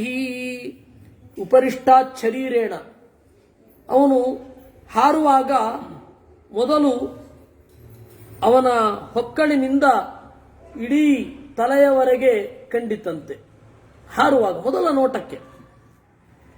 ಹಾಗೆ ಹಾರಿದಾಗ ಹೇಗೆ ಕಾಣ್ತಾ ಇತ್ತು ಅಂತಂದ್ರೆ, ಕಕ್ಷಯ ಬಧ್ಯಮಾನಯ ನೌರಿವಾಸಿ ತದಾ ಕಪಿಹಿ, ಸಾಗರದಲ್ಲಿ ಹಡಗಿನ ಹಾಗೆ ಇತ್ತಂತೆ. ಹಡಗಿನ ಮುಂಭಾಗ ನಮಗೆ ಕಾಣಿಸ್ತಾ ಇದ್ರೆ ಯಾವ ರೀತಿ ತಲೆ ಮುಂದೆ ಹೀಗೆ ಬಾಗಿರುತ್ತೋ ಅಲ್ಲಿಯದ್ದು ತುದಿ, ಆ ರೀತಿ ಅವನು ಕಾಣಿಸ್ತಾ ಇದ್ದ. ಯಂ ಯಂ ದೇಶಂ ಸಮುದ್ರಸ್ಯ ಜಗಾಮ ಸಮಃ ಕಪಿ ಸತು ತಸ್ಯಾಂಗ ವೇಗೇನ ಸೋನ್ಮಾದ ಇವ ಲಕ್ಷ್ಯತೆ. ಸಮುದ್ರದ ಯಾವ ಜಾಗಕ್ಕೆ ಹೋಗ್ತಾ ಇದ್ದ, ಸಮುದ್ರದ ಅಲೆಗಳು ಉಕ್ಕೇರ್ತಾ ಇದ್ದು ಅಂತಲ್ಲಿಗೆ. ಇಡೀ ಸಮುದ್ರನಿಗೆ ಹುಚ್ಚು ಹಿಡಿಯಿತೋ ಎಂಬಂತೆ ಸೋನ್ಮಾದ ಇವ ಲಕ್ಷ್ಯತೆ, ಅದು ಅವನ ಹಾರಾಟದ ಪ್ರಭಾವ. ಸಾಗರಸ್ಯೋರ್ಮಿಜಾಲಾನಾಂ ಉರಸಾ ಶೈಲವರ್ಮಣ ಅಭಿಘ್ನಸ್ತು ಮಹಾವೇಗ ಪುಪ್ಲುವೆ ಸಮಹಾಕಪಿ. ಅವನು ಯಾವ ದೇಶಕ್ಕೆ ಹೋಗ್ತಾನೋ ಅಲ್ಲಿ ಅಲೆಗಳು ಉಕ್ಕೇರ್ತಾ ಇದ್ದುವು. ಎಷ್ಟು ಉಕ್ಕೇರಿದರೂ ಹನುಮಂತನನ್ನು ತಲುಪಲಾಗಲಿಲ್ಲ. ಕಪಿವಾತಶ್ಚ ಬಲವಾನ್ ಮೇಘವಾತಶ್ಚ ನಿರ್ಗತಃ ಸಾಗರಂ ಭೀಮ ನಿರ್ಹ್ರಾದಂ ಕಂಪಯಾಮಾಸ ತುರ್ಭೃಶಂ. ಕಪಿವಾತಃ, ಹನುಮಂತ ಹಾರಿದಾಗ ಉಂಟಾದ ಗಾಳಿ, ಮೋಡದ ಸಹಜವಾದ ಗಾಳಿ, ಇದು ಎರಡೂ ಕೂಡ ಕೂಡಿ ಇಡೀ ಕಡಲು ಉಲ್ಲೋಲ ಕಲ್ಲೋಲಗೊಂಡಿತು. ಅಲ್ಲೋಲ ಕಲ್ಲೋಲ ಅಂತ ತಪ್ಪು ಪ್ರಯೋಗ, ಉಲ್ಲೋಲ ಕಲ್ಲೋಲ. ವಿಕರ್ಷನ್ನೂರ್ಮಿಜಾಲಾನಿ ಬೃಹಂತಿ ಲವಣಾಂಭತಿ ಪುಪ್ಲುವೆ ಕಪಿಶಾರ್ದೂಲೋ ವಿಕಿರನ್ನಿವರೋದಸಿ. ಅವನು ಹಾರಿದಾಗ ಮಾತ್ರ ಏನು ಅಲೆಗಳು ಮೇಲೆದ್ದವು, ಕಡಲು ಹಾಗೂ ಆಗಸಗಳನ್ನ ಬೆಸೆಯಲು ಬಂದವನೋ ಎಂಬಂತೆ ಇತ್ತು. ಮೇರು ಮಂದರ ಸಂಕಾಶಾನ್ ಉದ್ಗತಾನ್ ಸುಮಹಾರ್ಣವೇ ಅತ್ಯಕ್ರಾಮನ್ ಮಹಾವೇಗ ತರಂಗಾನ್ ಗಣಯನ್ನಿವಾ. ಎಷ್ಟೋ ಜನ ಪರ್ವತದ ಇದು ಸಮುದ್ರದ ಅಲೆಗಳನ್ನ ಲೆಕ್ಕ ಮಾಡಲಾಗುವಷ್ಟು ಅಲೆಗಳು ಸ್ಫುಟವಾಗಿ ಏರ್ತಾ ನಿಧಾನಕ್ಕೆ ಇಳಿತಾ ಇದ್ವಂತೆ. ತಸ್ಯ ವೇಗ ಸಮುದ್ಘುಷ್ಟಂ ಜಲಂ ಸಜಲದಂ ಯಥಾ ಅಂಬರಸ್ಥಂ ವಿಬಭ್ರಾಜೆ ಶರದಭ್ರಮಿವಾತತಂ. ಹೀಗೆ ಹನುಮಂತ ಶರತ್ಕಾಲದ ಮೋಡದ ಹಾಗೆ ಕಂಡ. ಶರತ್ಕಾಲದ ಮೋಡ ಬಿಳಿಯಾಗಿ ಇರುತ್ತೆ, ಹನುಮಂತನು ಬಿಳಿಯ. ಅದರಿಂದಾಗಿ ಹನುಮಂತ ಹಾರಿದಾಗ ಶರತ್ಕಾಲದ ಮೋಡದಂತೆ. ತಿಮಿನಕ್ರ ಝಷಾಕೂರ್ಮಾಹ ದೃಶ್ಯಂತೆ ವಿವೃತಾಸ್ತದ ವಸ್ತ್ರಾಪಕರ್ಷಣೇನೈವ ಶರೀರಾಣಿ ಶರೀರಿಣಾಂ. ತಿಮಿ ಅಂತ ಹೇಳಿ ಒಂದು ದೊಡ್ಡ ಮೀನು. ಆ ತಿಮಿಯನ್ನ ಯಾವುದು ನುಂಗತ್ತೋ ಅದು ತಿಮಿಂಗಿಲ. ಇವಾಗ ಸಾಧಾರಣವಾಗಿ ವೇಲ್ ಅಂತ ಅನುವಾದ ಮಾಡ್ತಾ ಇದ್ದೀವಿ. ತಿಮಿಂಗಿಲ ಅಂದ್ರೆ ಯಾವುದು? ಬ್ಲೂ ವೇಲ್ ಅಥವಾ ಬೇರೆ ಯಾವುದೇ ತರಹದ ವೇಲನ್ನು ನಾವು ತಿಮಿಂಗಿಲ ಅಂತ. ಆದರೆ ಸಂಸ್ಕೃತದಲ್ಲಿ ಹೌದಾ ಅಂತನ್ನೋದು ಒಂದು ಸಂದೇಹ ಇದೆ. ತಿಮಿ ಅನ್ನುವ ದೊಡ್ಡ ಮೀನನ್ನ ನುಂಗುವಂತಹ ಅದಕ್ಕಿಂತ ದೊಡ್ಡ ಮೀನು ತಿಮಿಂಗಿಲ. ತಿಮಿ, ನಕ್ರಝಷಾಹ ಮೀನುಗಳು, ಆಮೇಲೆ ಮೊಸಳೆ, ಎಲ್ಲವೂ ಕೂಡ ಕಂಡಿತಂತೆ. ಹೇಗೆ ನೀರೆಲ್ಲ ಖಾಲಿ ಆಯ್ತಲ್ಲ, ಒಂದ್ ಕಡೆಗೆ ಪೂರ್ತಿ ರಶಪ್ಪಾದಾಗ ಇನ್ನೊಂದು ಕಡೆ ಕಂಡಿತು. ಹೇಗೆ? ಬಟ್ಟೆ ಎಳೆದಾಗ ಅಂಗಾಂಗಗಳು ಕಾಣುವ ಹಾಗೆ ಸಮುದ್ರವೆಂಬ ಬಟ್ಟೆ ಅಲ್ವಾ. ಅದಕ್ಕೆ ನಾವು ಹೇಳೋದು ಸಮುದ್ರ ಅನ್ನೋದು ಬಟ್ಟೆಯ ತರಹ ಅಂತ. ಅದನ್ನು ಎಳೆದಾಗ, ಬಟ್ಟೆಯನ್ನು ಎಳೆದಾಗ ಅಂಗಾಂಗಗಳು ಕಾಣುವ ಹಾಗೆ ಈ ಭೂಮಿಯ ಬಟ್ಟೆ ಎಳೆದಾಗ ಒಳಗಡೆ ಇರುವ ತಿಮಿ, ಮೊಸಳೆ, ಮೀನುಗಳು ಕಾಣಲೇಬೇಕು. ಹಾಗೆ ಕಂಡುಬಂತೆ. ಕ್ರಮಮಾಣಂ ತಮೀಕ್ಷ್ಯಾಥ ಭುಜಗಾ ಸಾಗರಂಗಮಾಹ ವ್ಯೋಮ್ನಿತಂ ಕಪಿಶಾರ್ದೂಲಂ ಸುಪರ್ಣಮಿವ ಮೇನಿರೇ. ಅಲ್ಲಿ ಇದ್ದ ಎಷ್ಟೋ ಹಾವುಗಳು ಗರುಡ ಬರ್ತಾ ಇದ್ದಾನೆ ಅಂತ ಭಯ ಆಯ್ತಂತೆ. ಶ್ವೇತ್ 10 ಯೋಜನ ವಿಸ್ತೀರ್ಣ 30 ಯೋಜನಮಾಯತ ಛಾಯಾ ವಾನರ ಸಿಂಹಸ್ಯ ಜವೇ ಚಾರುತರಾಭವತ್. 10 ಯೋಜನ ಅಗಲ, 30 ಯೋಜನ ಉದ್ದ. ಏನು? ಕಪಿಯ ನೆರಳು, ಹನುಮಂತನ ನೆರಳು ಅಷ್ಟು ಉದ್ದ ಇತ್ತು. ಅದು ಯಾವ ಕಾಲ? ಸರಿಸುಮಾರು ಬೆಳಗ್ಗೆ. ಆ ಕಾಲದಲ್ಲಿ ಅದು ಬಿದ್ದಿತು. ಈ 30 ಯೋಜನ ಮಾಯತ ಅನ್ನೋದನ್ನು ಅರ್ಧಮರ್ಧ ಓದಿಕೊಂಡು ಒಬ್ರು, 30 ಯೋಜನ ಮಾಯತ ಅಂದ್ರೆ ಲಂಕೆ ಇದ್ದದ್ದೇ 30 ಯೋಜನ ಅಂತ. ಯೋಜನವನ್ನ ಲೆಕ್ಕ ಹಾಕಲಿಕ್ಕೆ ಆಗಲ್ಲ ಇವತ್ತು. ಕೆಲವರು 10 ಮೈಲಿ 1 ಯೋಜನ ಅಂತಾರೆ, ಇನ್ನು ಕೆಲವರು ಇಲ್ಲ 20 ಕಿಲೋಮೀಟರ್ 1 ಯೋಜನ ಅಂತಾರೆ. ಅದು ಯಾವುದೂ ಇವತ್ತು ಖಾತ್ರಿ ಇಲ್ಲ. ಯೋಜನ ಅಂದ್ರೆ ಬಹಳ ದೂರ ಅಷ್ಟೆ. ಅದನ್ನ ಇಟ್ಕೊಂಡು ನಾವೇನು ಮಾಡಬೇಕಾಗಿಲ್ಲ. ಇವರೆಲ್ಲ ಯಾಕೆ ಇದನ್ನ ಇಟ್ಕೊಳ್ಳೋದು ಅಂದ್ರೆ, ಅವ್ರಿಗೆ ಹೇಗಾದ್ರೂ ಮಾಡಿ ಈ ಸಿಂಹಳವನ್ನ ಶ್ರೀಲಂಕಾ ಅಂತ ಹೇಳ್ಬಿಡ್ಬೇಕು ಅಂತ. ಶ್ರೀಲಂಕಾ ಅದಲ್ಲ, ವಿಭೀಷಣನ ಲಂಕೆ ಅಲ್ಲ ಅದು. ಶ್ವೇತಾಭ್ರಘನ ರಾಜೀವ ವಾಯುಪುತ್ರಾನುಗಾಮಿನಿ ತಸ್ಯ ಸಾ ಶುಶುಭೇಚ್ಛಾಯ ಪತಿತಾ ಲವಣಾಂಭಸಿ. ಸಮುದ್ರದಲ್ಲಿ ಶರತ್ಕಾಲದ ಮೋಡ ಸರಿಸುಮಾರು ಸಂಜೆ ಬಿದ್ರೆ ಒಂದು ಚಂದ. ಸಂಜೆ ಕಾಲದಲ್ಲಿ ಶರತ್ಕಾಲದ ಮೋಡ ಬಿಳಿಯಾಗಿರುತ್ತೆ, ಅದು ನೀಲಿಯಾದ ಸಮುದ್ರದ ಮೇಲೆ ಬೀಳುತ್ತೆ. ಅವಾಗ ಆ ನೀಲಿ ಸಮುದ್ರ ಸ್ವಲ್ಪ ಬೇರೆ ಬಣ್ಣದಲ್ಲಿ ಕಾಣುತ್ತೆ. ಈ ವೇರಿಯೇಷನ್ಸ್ಗಳನ್ನೆಲ್ಲ ಗಮನಿಸದೆ ಹೋದ್ರೆ, ಅಥವಾ ಈ ವೇರಿಯೇಷನ್ಸ್ ಇಲ್ಲದೆ ಹೋದ್ರೆ ಕಲರ್ ಬ್ಲೈಂಡ್ನೆಸ್ ಬಂದ್ಬಿಡುತ್ತೆ. ಯಾರಿಗೆ? ನಾವಿಕರಿಗೆ. ಅದಕ್ಕೆ ದೇವರು ಅಲ್ಲಿಯೂ ಕೂಡ ಒಂದು ಬೇರೆ ಬೇರೆ ಕಲರ್ಗಳನ್ನು ತೋರಿಸ್ತಾ ಇರ್ತಾನೆ. ಹಿಮಾಲಯದಲ್ಲಿ ತಿಂಗಳಾನುಗಟ್ಟಲೆ ಕಾಯುವವರು ಆ ಕನ್ನಡಕ ಇಲ್ಲದೆ ಹೋದ್ರೆ ಅವ್ರಿಗೆ ಕಲರ್ ಬ್ಲೈಂಡ್ನೆಸ್ ಬಂದ್ಬಿಡತ್ತೆ, ಬಿಳಿ ಬಿಟ್ಟು ಬೇರೆ ಕಾಣೋದೇ ಇಲ್ಲ ಅಲ್ವಾ. ಹಾಗೆ ಈ ಕಡಲಿನಲ್ಲಿ ಒಂದೇ ಥರದ ಬಣ್ಣ ಇತ್ತು ಅಂತ ಇಟ್ಕೊಳ್ಳಿ, ನೀಲಿ ಬಿಟ್ಟು ಬೇರೆ ಕಾಣಲ್ಲ, ಆ ತರಹ ಆಗಿಬಿಡತ್ತೆ. ಅದಕ್ಕೆ ದೇವರು ಈ ಕಲರ್ ವೇರಿಯೇಷನ್ಸ್ ಮಾಡ್ತಾ ಇರ್ತಾನೆ ಒಳ್ಳೆ ಉದ್ದೇಶದಿಂದ. ಅದನ್ನ ಒಬ್ಬ ಕವಿ ನೋಡ್ತಾನೆ, ಅವನಿಗೆ ಬೇರೆ ಸ್ಫೂರ್ತಿ ಆಗುತ್ತೆ ಅಲ್ವಾ. ಸೃಷ್ಟಿಯನ್ನ ಬಿಟ್ಟು ಇನ್ನೇನಿದೆ? ಸೃಷ್ಟಿ ಇಷ್ಟೊಂದು ರಮಣೀಯ ಆಗಿರೋದ್ರಿಂದಾಗಿ ಕವಿಗಳು ಮಾಡುತ್ತಾರೆ. ಆಮೇಲೆ ಬಂಡಾಯಕ್ಕೆ ಇನ್ಯಾವುದಕ್ಕೋ ಇದು ಸಿಗುವಂಥದ್ದಲ್ಲ. ಅವರೆಲ್ಲ ದುರಂತವಾಗಿ ಕಾವ್ಯ ಇರೋದು ದುಃಖಕ್ಕಾಗಿ ಅಂತಾರೆ. ಬೇಡ, ನಮಗೆ ಕಾವ್ಯ ಆನಂದಕ್ಕಾಗಿ ಬೇಕು. ಅವರಿಗೆ ಮೇಲ್ಗಡೆಯಿಂದ ನೋಡಿದ್ರೆ, ಯಾವುದೋ ದೊಡ್ಡ ಮಲ್ಟಿ ಸ್ಟೋರಿಡ್ ಬಿಲ್ಡಿಂಗ್ ಮೇಲ್ಗಡೆಯಿಂದ ನೋಡಿದ್ರೆ, ಸ್ಕೈ ಸ್ಕ್ರೇಪರ್ಸ್ನ ಮೇಲ್ಗಡೆಯಿಂದ ನೋಡಿದ್ರೆ ರಸ್ತೆ ಸತ್ತ ಹಾವಾಗಿ ತೋರುತ್ತೆ.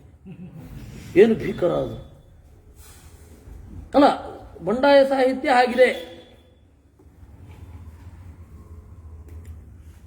ನಮಗೆ ಆ ಸಾಹಿತ್ಯ ಬೇಡ, ಆನಂದಗೊಳ್ಳುವ ಸಾಹಿತ್ಯ ಬೇಕು.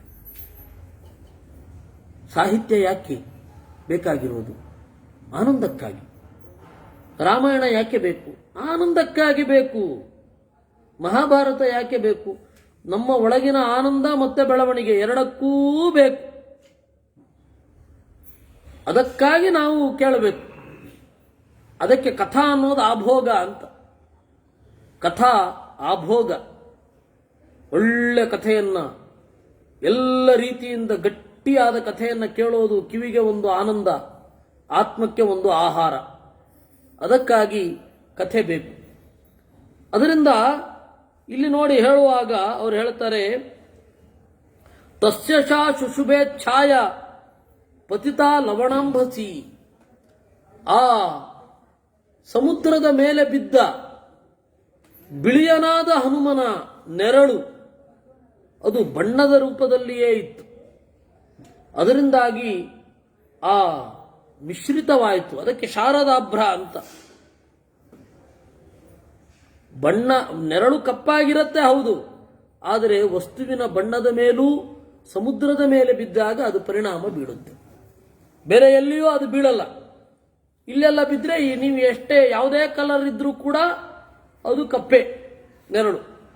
ಯಾಕೆಂದ್ರೆ ಇಲ್ಲಿ ಬೇರೆ ಕಲರ್ ಕಾಂಬಿನೇಷನ್ಗಳು ಜಾಸ್ತಿ ಉಂಟು, ಆದರೆ ಸಮುದ್ರದಲ್ಲಿ ಹಾಗಲ್ಲಂತೆ. ಅದರಿಂದ ವಾಯು ಮಾರ್ಗೇ ನಿರಾಲಂಬೆ ಪಕ್ಷವಾನಿವ ಪರ್ವತಃ. ಅವನು ಹಾರ್ತಾ ಇರುವಾಗ ಬೆಟ್ಟವೇ ಹಾರ್ತಾ ಇದೆಯೋ ಎಂಬಂತೆ ಇತ್ತು. ತೇನಾಸೌ ಯಾತಿ ಬಲವಾನ್ ವೇಗೇನ ಕಪಿಕುಂಜರಃ ತೇನ ಮಾರ್ಗೇಣ ಸಹಸಾ ದ್ರೋಣೀಕೃತ ಇವಾರ್ಣವಃ. ಅವನು ಎಲ್ಲಿಗೆ ಹಾರ್ತಾ ಇದ್ದಾನೆ, ಹಾರ್ತಾ ಹಾರ್ತಾ ಮುಂದೆ ಹೋಗ್ತಾ ಇದ್ದಾನೆ, ಆಗ ಇಡೀ ಕಡಲು ಮೇಲ್ಗಡೆ ಏಳ್ತಾ ಇತ್ತು. ದ್ರೋಣ ಅಂತ ಹೇಳಿದ್ರೆ ಒಂದು ದೊಡ್ಡ ಕೊಳಗ, ಇಡೀ ಕಡಲು ಕೊಳಗದಂತೆ ಕಾಣ್ತಾ ಇತ್ತು ಅಂತ ಹೇಳ್ತಾರೆ. ಆಪಾತೆ ಪಕ್ಷಿ ಸಂಘಾನಾಂ ಪಕ್ಷಿರಾಜ ಇವೌರಜನ್ ಹನುಮಾನ್ ಮೇಘಜಾಲಾನಿ ಪ್ರಕರ್ಷನ್ ಮಾರುತೋ ಯಥಾ. ಅವನು ಹಾರುವಾಗ ಮೇಘಜಾಲಾನಿ ಪ್ರಕರ್ಷನ್ ಮೋಡಗಳನ್ನೂ ಸೆಳಿತಾ ಇದ್ದಾನಂತೆ.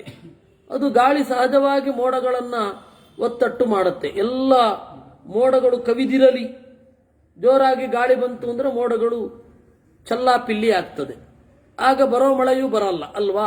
ಆ ರೀತಿ ಅಲ್ಲಿ ಆಯಿತು. ಹನುಮಂತ ಹಾರಿದಾಗ ಮೋಡಗಳು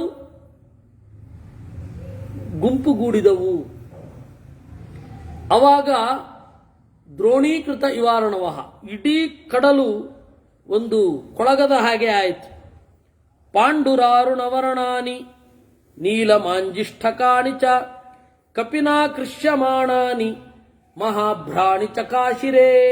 ಎಂತಹ ಮೋಡಗಳು ಹಿಂದೆ ಬಂದವು. ಪಾಂಡುರ ಅರುಣವರ್ಣಾನಿ, ಬಿಳಿಯಾಗಿರುವ, ಕೆಂಪಾಗಿರುವ, ನೀಲಿಯಾಗಿರುವ, ಸೂರ್ಯನ ಬೆಳಕನ್ನು ಒಳಗೊಂಡು ಸ್ವಲ್ಪ ಹಳದಿ ಬಣ್ಣದ ಕಡೆ ತಿರುಗಿರುವ ಮೋಡಗಳೆಲ್ಲ ಅವನ ಹಿಂದೆ ಬಂದ್ವಂತೆ. ಮೋಡಗಳೆಲ್ಲ ಅಷ್ಟೊಂದು ಬಣ್ಣ ಇರುತ್ತಾ ನೋಡಿ. ಆಕಾಶ ನೋಡ್ಲಿಕ್ಕೆ ನೂಕು ನುಗ್ಗಲೆ ಅಂತ ಒಂದು ಗಾದೆ ಉಂಟು ಕನ್ನಡದಲ್ಲಿ.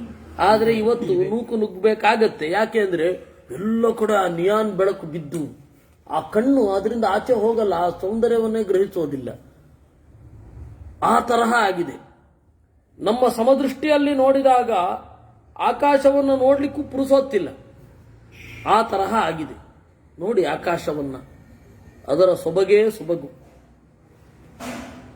ಇದನ್ನ ಸವಿದೇ ಹೋದ್ರೆ ಮನುಷ್ಯ ಜನ್ಮ ಇದ್ದೇನು ಪ್ರಯೋಜನ. ಬೇಸಿಕ್ ಸೌಂದರ್ಯ, ಕಡಲಿನ ಸೌಂದರ್ಯ, ಬೆಟ್ಟದ ಸೌಂದರ್ಯ, ಆಕಾಶದ ಸೌಂದರ್ಯ, ನದಿಯ ಹರಿಯುವ ಸೊಬಗು, ಇದನ್ನ ನೋಡಲಿಲ್ಲ ಅಂದ್ರೆ ಇನ್ನೇನು ನೋಡೋದು ಹೇಳಿ.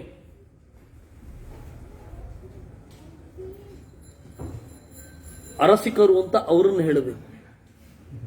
ಇದನ್ನ ಅಟ್ಲೀಸ್ಟ್ ಕಾವ್ಯದ ಮೂಲಕವಾದರೂ ನೋಡೋದವರನ್ನ. ಮನುಷ್ಯ ಜೀವನದ ಸೊಬಗಿರೋದೇ ಅದರಲ್ಲಿ ಅಲ್ವಾ. ಕುಡಿಯೋದ್ರಲ್ಲಿ, ತಿನ್ನೋದ್ರಲ್ಲಿ ಇದೆಯೇ? ಅದು ಪ್ರಾಣಿಗಳಿಗೂ ಇದೆ. ನಮಗಿರೋದು ಪ್ರಾಣಿಗಳಿಗೂ ಇದೆ. ಪ್ರಾಣಿಗಳು ಈ ತರಹ ಬೇರೆ ಬೇರೆ ಕಾಂಬಿನೇಷನ್ ಮಾಡ್ಕೊಳ್ಳಲ್ಲ. ಸಿಹಿ ಹುಳಿ, ಸಿಹಿ ಉಪ್ಪು, ಈ ತರಹ ಕಾಂಬಿನೇಷನ್ ಮಾಡ್ಕೊಳ್ಳಲ್ಲ. ಅಟ್ಲೀಸ್ಟ್ ನಮಗೆ ಅದು ಸರಿ, ಪ್ರಾಣಿಗಳಿಗೂ ಇರೋದು ಇದೆ. ಯಾಕಂದ್ರೆ ಮನುಷ್ಯನ ಹೆಚ್ಚುಗಾರಿಕೆ, ಆರೂ ರಸವನ್ನ ಬಯಸಿ ಬೇಕಾದ ಹಾಗೆ ಕೈಯಿಂದ ಮಾಡಿಕೊಂಡು ತಿಂತಾನೆ. ಆದ್ರೆ ಕಣ್ಣಿನ ಸೊಬಗನ್ನ ಯಾಕೆ ಮರೆತೆವು? ಯಾಕೆ ಅಂದ್ರೆ ಕಾವ್ಯದ ಅಧ್ಯಯನ ಕಡಿಮೆ ಆಯಿತು. ಆದ್ದರಿಂದ ವಾಲ್ಮೀಕಿ ರಾಮಾಯಣದ ಭಾಗವತದಲ್ಲಿ ಎಷ್ಟು ಸೌಂದರ್ಯದ ವರ್ಣನೆ ಇದೆ. ಆ ಕೃಷ್ಣನ ಅವನು ಹೋಗ್ತಾ ಕಾಡಿನ ಸಮಗ್ರ ವರ್ಣನೆಯನ್ನ ಮಾಡಿಸ್ತಾ ಹೋಗ್ತಾನೆ. ಕೃಷ್ಣ ಕಾಡು, ಮರದ ಬಗ್ಗೆ ಮಾತನಾಡ್ತಾನೆ, ನದಿಯ ಬಗ್ಗೆ ಮಾತನಾಡ್ತಾನೆ ಅಲ್ವಾ. ಬೇರೆ ಬೇರೆ ವಸ್ತುಗಳ ಬಗ್ಗೆ ಮಾತನಾಡ್ತಾ ಹೋಗ್ತಾನೆ. ನದಿಯಲ್ಲಿ ಅದು ಕಾಡಿನಲ್ಲಿ ಹರಿಯುವ ನದಿ, ಆಮೇಲೆ ಕುಣಿಯುವ ನವಿಲು, ಆಮೇಲೆ ಅಲ್ಲಿ ಹೋರಾಡುವ ಸಿಂಹಗಳು, ಎಲ್ಲದರ ವರ್ಣನೆ ಮಾಡಿಕೊಂಡು ಹೋಗ್ತಾನೆ. ವೇದವ್ಯಾಸರು ಕೂಡ ಋತು ಸಂಹಾರ ಇಡೀ ಋತುಗಳನ್ನು ವರ್ಣನೆ ಮಾಡ್ತಾರೆ. ಅಂದ್ರೆ ಅದನ್ನು ಓದಿ ನೀವು ಪ್ರಕೃತಿಯನ್ನ ಆಸ್ವಾದನೆ ಮಾಡೋದು ಕಲೀರಿ. ಪ್ರಕೃತಿ ಇಲ್ಲಿ ಓದಿದ ಹಾಗೆ ಇದ್ರೆ ಅದು ನಾವು ಉಳಿಸ್ಕೊಂಡಿದೀವಿ ಅಂತ ಅರ್ಥ. ಇಲ್ಲಿ ಓದಿದ ಹಾಗೆ ಪ್ರಕೃತಿ ಇಲ್ಲ ಅಂದ್ರೆ ನಾವು ಹಾಳು ಮಾಡಿದೀವಿ ಅಂತ ಅರ್ಥ, ಮನುಷ್ಯ ಅಂತ. ಹೀಗಾಗಿ ಅಲ್ಲಿ ಹೇಳ್ತಾನೆ, ತೇನ ಮಾರ್ಗೇಣ ತಹತಾ ದ್ರೋಣೀಕೃತ ಇವಾರಣವಃ ಅಂತ. ಈ ರೀತಿ ಸೆಳೆದು ಹೋದ ಪ್ರವಿಶನ್ನಭ್ರಜಾಲಾನಿ ನಿಷ್ಪತನಶ್ಚ ಪುನಃ ಪುನಃ ಪ್ರಚ್ಛನ್ನಶ್ಚ ಪ್ರಕಾಶಶ್ಚ ಚಂದ್ರಮ ಇವ ದೃಶ್ಯತೆ. ಅವನು ಮೋಡದ ಒಳಗಡೆ ಸಾಗಿ ಮೋಡದಿಂದ ಹೊರಗಡೆ ಬರ್ತಾ, ಮೋಡದ ಒಳಗಡೆ ಸಾಗಿ ಮೋಡದಿಂದ ಹೊರಗಡೆ ಬರ್ತಾ ಚಂದ್ರನ ತರಹ ಕಂಡ ಅಂತ ಹೇಳುತ್ತಾರೆ. ಇಷ್ಟು ಸಾಕು. ಆಮೇಲೆ ಮತ್ತೆ ಮುಂದಿನ ಶನಿವಾರ ಮುಂದುವರಿಸ್ತಾನೆ. ನಾಳೆ ಮಹಾಭಾರತ ಇದ್ದೇ ಇದೆ. ಈ 3 ದಿವಸದಲ್ಲಿ 4 ದಿವಸದ ಮಹಾಭಾರತದಲ್ಲಿ ವಿಶ್ವಾಮಿತ್ರ ನಾಯಿ ಮಾಂಸ ಮಾತಾಡಿದ್ದು ಇವತ್ತಾಗಲೇ ನ್ಯೂಸ್. ಅವನು ಯಾರೋ ನಾಯಿ ಮಾಂಸ ಕಲಬೆರಕೆ ಮಾಡ್ತಾ ಇದ್ದಾನೆ. ಸರಿ, ನಾವು ಏನು ಹೇಳ್ತಾ ಇರ್ತೇವೋ ಅದಾಗತ್ತಲ್ಲ. ಮಹಾಭಾರತದಲ್ಲಿ ಅಥವಾ ರಾಮಾಯಣದಲ್ಲಿ ಏನ್ ನಡೀತಾ ಇರುತ್ತೋ ಅದು ಅನುಭವ ಬರುತ್ತೆ. ಸರಿ, ಕೃಷ್ಣ ಅರ್ಪಣ.